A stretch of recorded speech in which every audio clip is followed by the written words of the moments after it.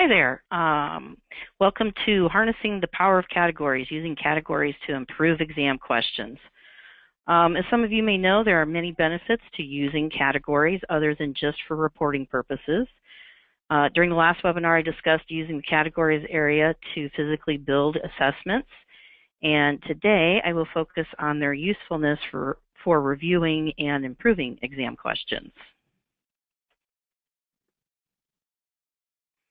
There are a lot of reasons to categorize your items. One of the most important reasons is to better manage your data, and as the slide says, your faculty too.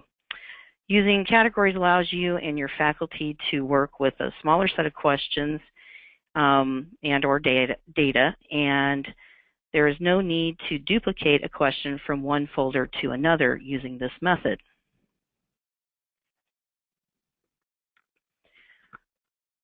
Questions by category are basically a subset or group of questions from the folder area.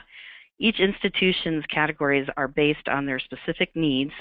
Here at UNMC, we have the illustrated categories plus many, many more. But for this purpose here, you can see that out of all the questions we have in our database, some have the faculty name or the lecturer name, the academic year that it was created and or used, topic information, course information, and such.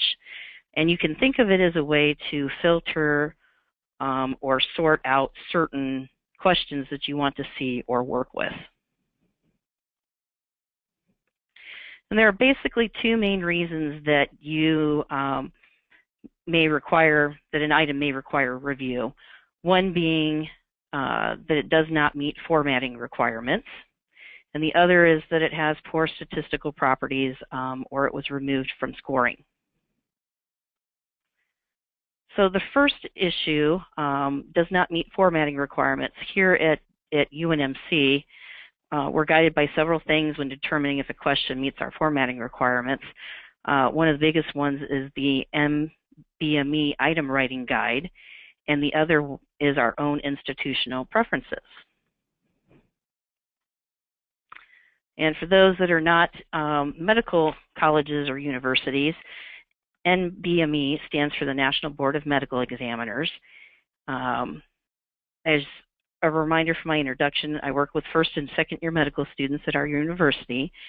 So the NVME offers a variety of educational materials and instructional opportunities to help enhance the quality of test items used by educators and assessors in the healthcare professions. The NVME's Item Writing Manual, which is called Constructing Written Test Questions for the Basic and Clinical Sciences, is a resource for faculty members at schools of medicine, schools for healthcare professionals, and those invested in assessment of competence of healthcare providers, and others interested in just learning how to write better test questions. A link to the downloadable manual is listed. As just mentioned, this information is not just limited to the healthcare professions, so I encourage you to take a look at this writing guide. In addition to the writing guide manual, NVME offers several other item writing services with their tutorials, their seminars, and workshops, which can be set up for groups. And again, I listed another website there for you that gives more information on all of these particular topics. Another part of our another major guiding force here at UNMC for our question writing is the use of Bloom's taxonomy. This particular topic alone could fill its own webinar, which, guess what? ExamSoft already has several webinars on this subject that you can find out on their website, and there's also tons of information you can find by just doing a search online about Bloom's taxonomy. Because of this, I'm not going to get into the topic very, very much right at this point. Basically, it's just different levels of learning as far as questions are, from basic memorization through use of that information with critical thinking. Suffice it to say, we try to use the higher level taxonomic questions with our students and this helps prepare them for their board exams and licensure. I've listed here a few examples of the types of questions that do not meet our formatting requirements. The first one listed there, not phrased as a question, is exactly that. These are actually question stems that end with a semicolon, and then the rest of the sentence continues down into the question foil to complete the sentence. And there actually is no question mark to be seen anywhere in those questions. All of the above and none of the above questions do not contain a simple answer or response and are often confusing to students. Similar is true with the true-false questions, which require personal interpretation and are also often found to be confusing for students. And then the last example I have up here about including improper level of questioning is more specific for our medical students in our institution, but first-year students, which are the M1s, are not really prepared for diagnosis at that stage of their education, and the same thing for dosing of medications for the second-year students. So that's another one of our formatting requirements. And here is a list of the categories we actually use here at UNMC for inappropriate formatting. And there's a few other categories, some of which are more specific to our institution, such as if you look towards the bottom there, the pathology review and the pharmacology review are designed for content experts in those particular areas to take a look at a question.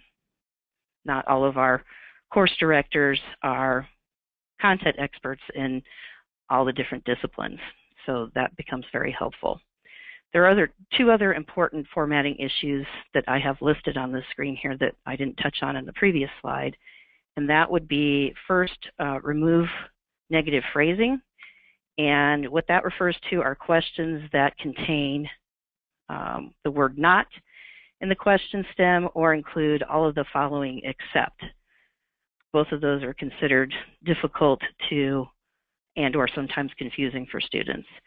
And then the other one listed there are two answer choices allowed. And these are questions that were determined after an exam to have had two possible correct answers. So before the exam question can be used again in another assessment, the person that wrote the question will need to review it and try to adjust it so that there's only one actual correct answer choice.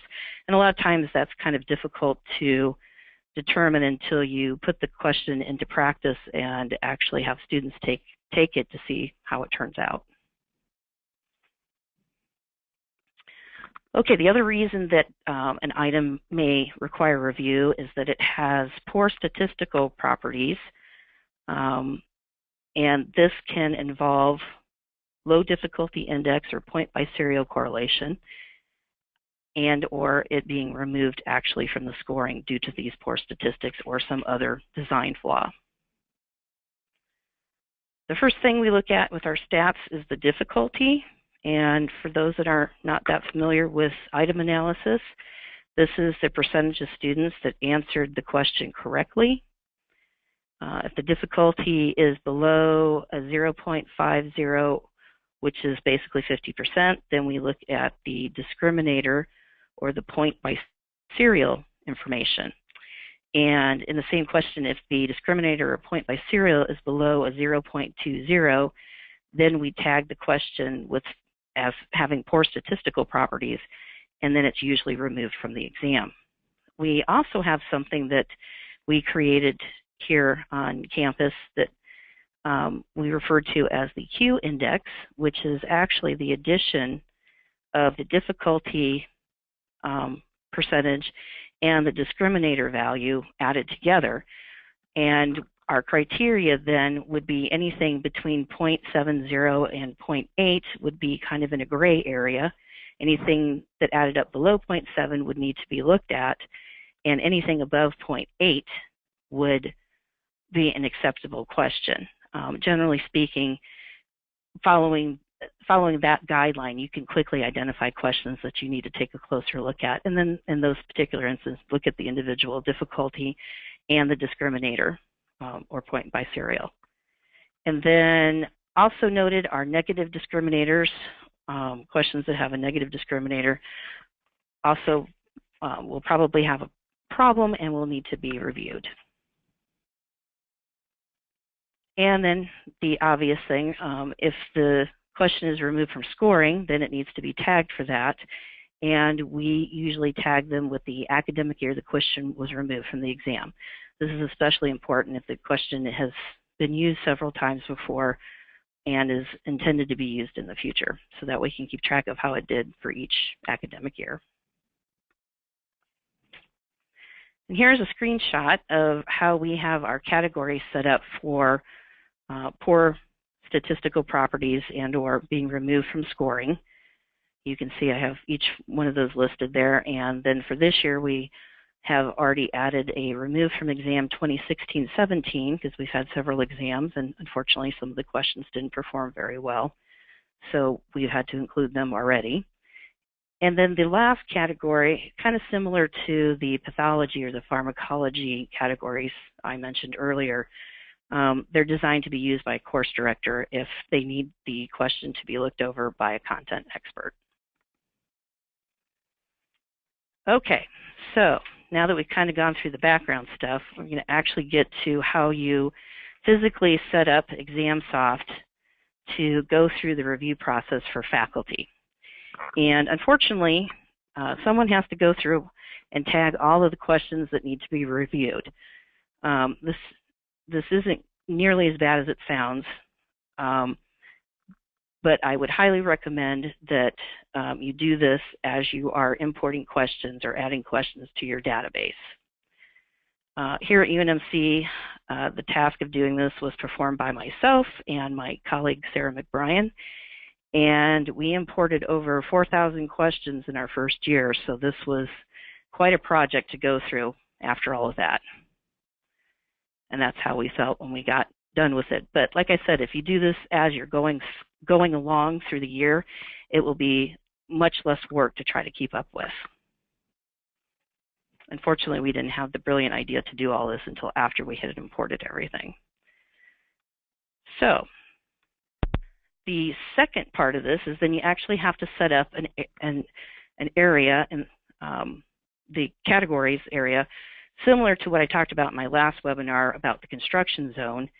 And what we did here is we set up the main category of 2016 M1 item review. And underneath of that, we set up the subsections based on courses. And then this allows, setting it up in this particular fashion allows the course director and or faculty to be able to go into the appropriate course and only review those questions that are associated with it.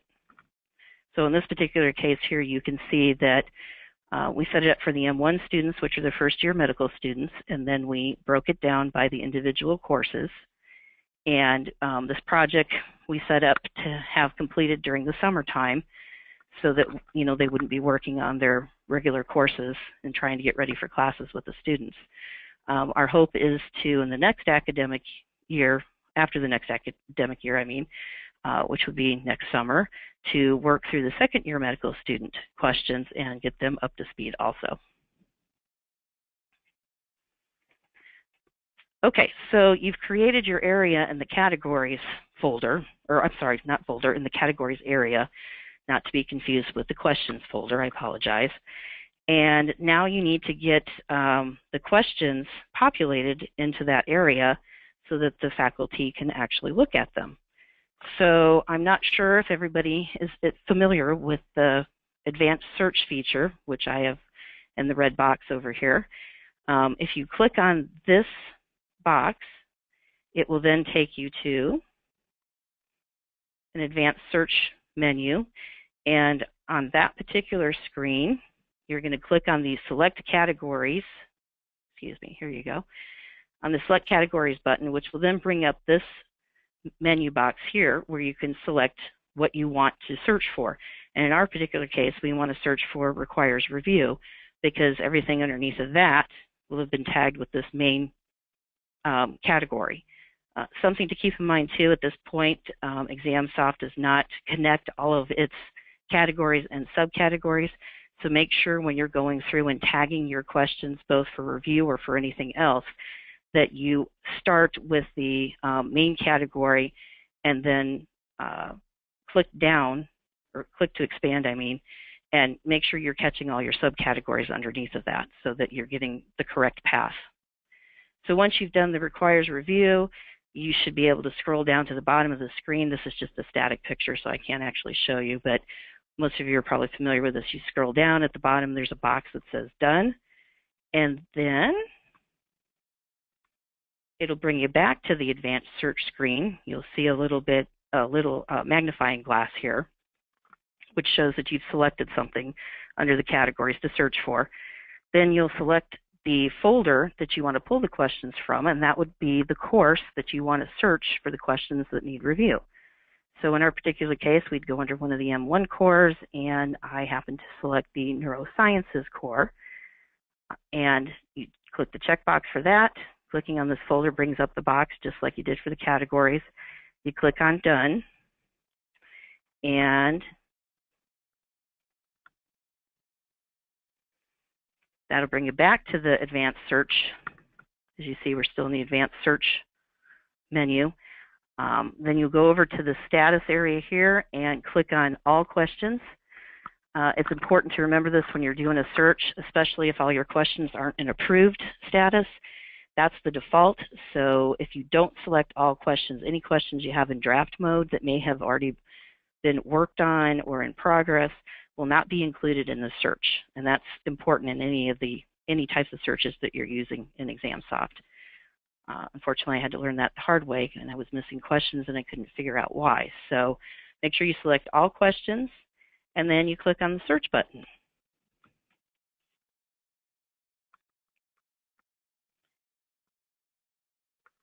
So when you get done with that, you need to make sure that you tag the questions for inclusion into your category for review. And after you've done your search, that will bring up all the questions within that question folder that you need to have put into the review area. So you select all at the very top, which check marks all of these. Then you add categories. We're doing a bulk add of categories. And then you would select the 2016 M1 item review. You would click on the plus to drop down the rest of the subsections, and then you can click on the course. Then you would hit select, and then most importantly, when you get done doing a bulk category add or removal, you need to make sure to click on the update categories button that's at the bottom.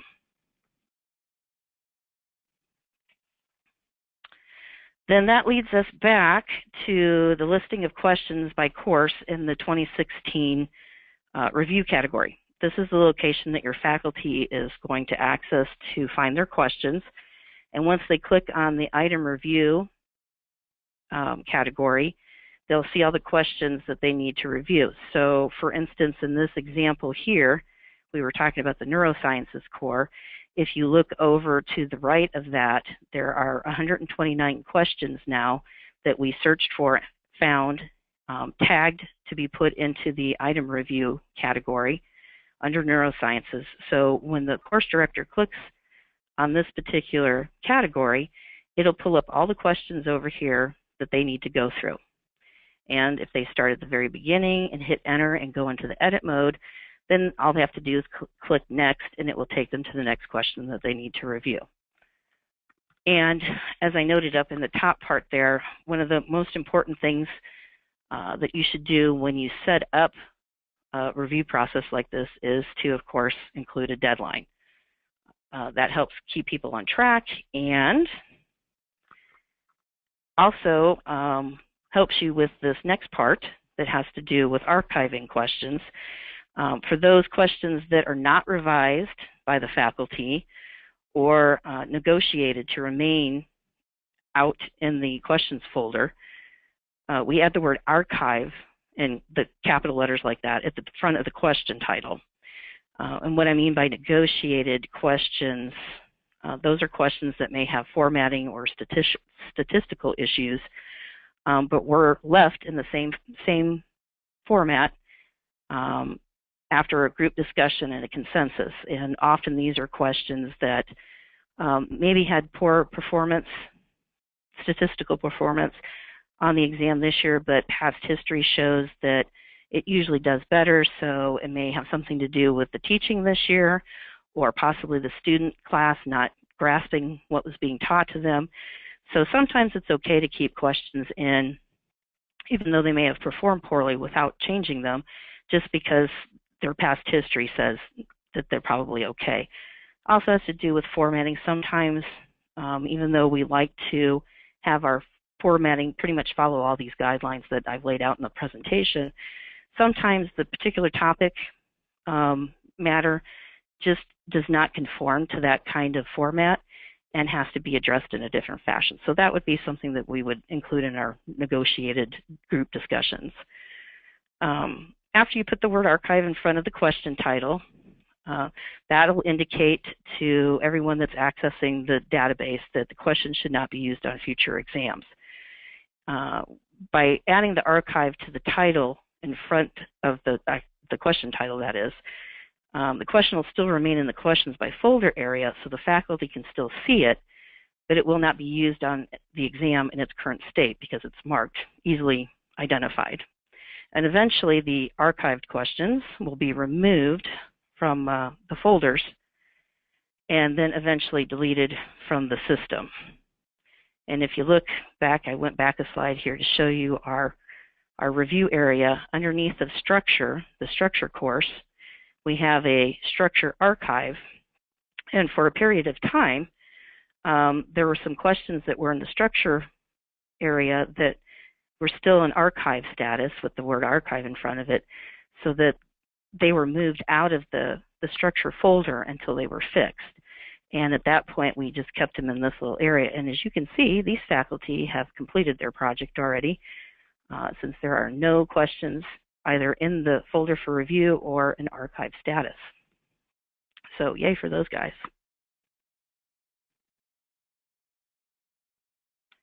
Okay, and then just kind of a quick review here. I know some people are have a much more visual approach to things, so I thought I would add this in to kind of go over that the entire large circle are the questions by folder, and then the 2016 M1 item review circle inside of that is a category of questions pulled out of the whole database, and then the circles within that are a subset of categories based on courses.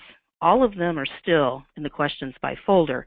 They're just sorted out or grouped by different categories to make them easier to work with. And because these are not separate questions, excuse me, questions assigned to a category are not a separate set of questions. And because of this, a question can only be in one folder, but many different categories. If you want to remove a question from a category, do not delete the question because it will actually remove it permanently from the database. Instead, remove the category assignment from a question to remove it from that category bin.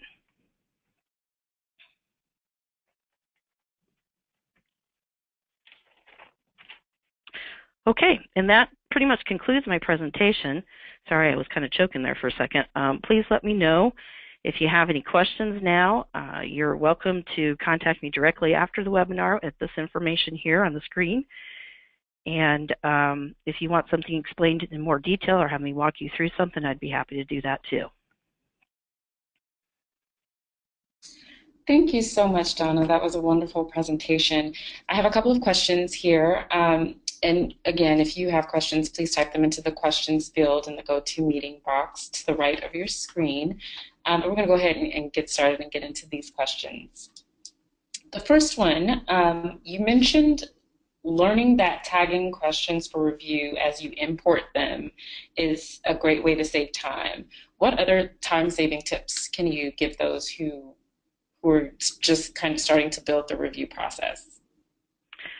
Well, yes, definitely trying to keep up with things as you bring them in is ideal. Unfortunately, last year we were crunched on time trying to get things imported, so we were pretty much importing on the fly as we were getting ready for the next set of questions to go in. So we didn't have any time to update that particular feature or a lot of other things. Unfortunately, we had to go back and do after the fact. I showed you in when I was selecting the questions to go into the review area after we had searched for them using the advanced search feature, that using the bulk add categories or remove categories feature will be something you find to be incredibly helpful and powerful as you're going through not only adding categories for the review process, but also for any other categories that you need to tag with your questions. Because doing it individually one by one inside a question will take quite some time. So based on that, you may be able to sort by other similar question categories that you may already have included on those to try to do them in a bulk add category. I would think that would probably be one of the most helpful things. I use that particular feature all the time because we use categories for just about everything, as you can see when I showed this presentation, and hopefully you were in on the construction zone one that we use for building assessments. We use the category area quite a bit. So that would be my best helpful hint. And if that's not exactly what you're looking for, like I said at the end of the presentation, don't hesitate to contact me directly and I can walk you through some things. Excellent, thank you. Our second question is, after a question is revised, do you check the stats again after an exam to see if they've improved? How do you keep track of the approval of the questions? Well, what we do is, once the question is changed, we remove the tagging of the requires review and then whatever was underneath of that, whatever subcategories were underneath of that. Then we put it through the process again of putting it in an exam, and then the stats, I'm not sure if everybody's familiar or not, but the performance history is located at the bottom of the questions, and also there would be several versions of this question at this point. So there'd be two ways to kind of identify that the question may have had some issues or different incarnations along the way. One would be looking at the statistical history at the bottom of the question, and for an easy glance, if you were in the list of questions view, instead of having to go into each one and edit it to look at the statistical information at the bottom, just knowing that it has several revisions would be an indication that that was probably a question that had some changes made to it. And if it gets to a point where there's lots of revisions on that question, that may be a time to reconsider if you want to keep using it. Excellent, thank you. Our next question is, do you have a review committee, or does every single faculty member have access to revising the questions? Generally speaking, Sarah and I go through and tag all the questions based on the formatting requirements or statistical standards that we have set. Since those are I should say there's something that's already agreed upon by our office and the faculty, the course directors that are in charge of the courses. So going from that point on, the course directors are generally the ones that go in and do the questions by review. It's not really a committee per se. After they go through, if there's some questions that still are not, still look like they require review, then we talk with them. It's usually myself and Sarah and then the core director. And if there's bigger concerns, we have monthly core director meetings. I'm sorry, we call them cores here. Most people call them courses. So if I revert to that periodically, you'll have to forgive me. We have monthly course director meetings for both the first and second year, and issues like this can be brought up at that particular time. A lot less formal most of the time, because it's just usually one person that's going into their particular course questions. And if they have trouble at that point determining what might be a best fix for a question, quite often they'll pull in the lecturer that probably wrote the question and is the content expert that gives the actual lecture.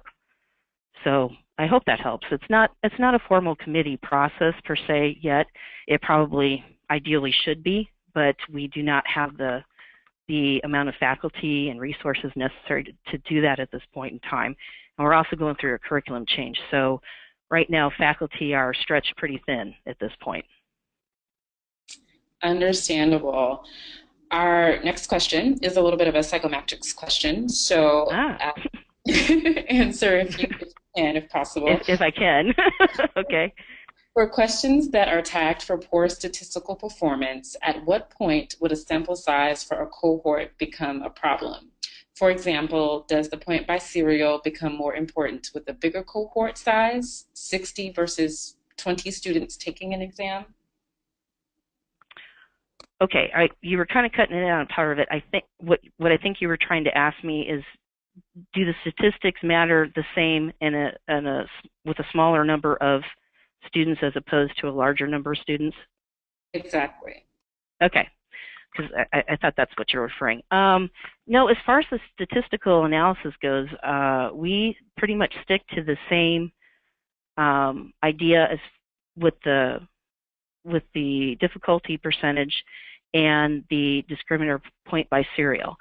And for us, it doesn't really matter the number of students. We still use those psychometrics to base whether or not we're going to keep a question in exam and or tag it to possibly be reviewed for later. What it does make a huge difference in is the Kuder-Richardson formula. And I'm not sure if everybody is familiar with that. And to be quite honest with you, it's a complicated formula that has to do with I believe, the validity of the exam. And problem with that has to do with the number of students taking the exam and, more importantly, the number of questions that are on the exam. So you may run into more issues with the amount of questions you're using as opposed to the number of students that are taking it, as far as how that affects your data and your psychometrics. And that's pretty much the extent of my knowledge on that particular subject, I'm sorry to say. Sarah, who will be discussing, presenting at the next webinar, my colleague, she is working on her PhD in all kinds of things assessment and would probably be able to get into much more detail about that. In fact, I believe that's quite a bit of what her next webinar is supposed to be about. How to take the information that you gather from this to improve your curriculum and other things within your institution based on some of that data. I'm sorry. Fabulous. Thank you. We'll look forward to her webinar. One last question. Sorry about that. I was choking again. No, perfectly fine. One last question that we have is there a way in ExamSoft that you search across questions for poor exam statistics? Well, it's kind of hard to search across the entire database, I think is what they're trying to ask. Usually the statistics, we will tag the question with poor statistical categories. The other way you can look, if you want to look at a glance too, and it may take a few minutes for the system to populate, but if you have an overall category in your questions by folder, when you pull up all the questions in that view and it lists them, you are able to actually add, using the little cog over to the right of your list, the difficulty and the discriminator or point by serial. I can't quite remember off the top of my head which one, but you're able to add both of those to your list view, and then you could just sort by either one of those by clicking on that title in the list, and it will sort your questions. So it kind of depends on how you have your folders set up, and or you could probably use the advanced search for that particular feature too.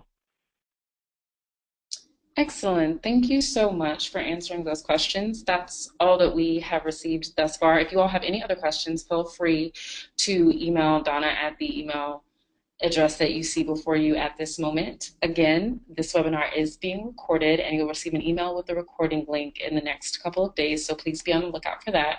And also don't forget to fill out the short survey that will pop up at the conclusion of this webinar. This is the end of the webinar for today. Thanks again, Donna, and we hope you all have a wonderful afternoon. Thank you.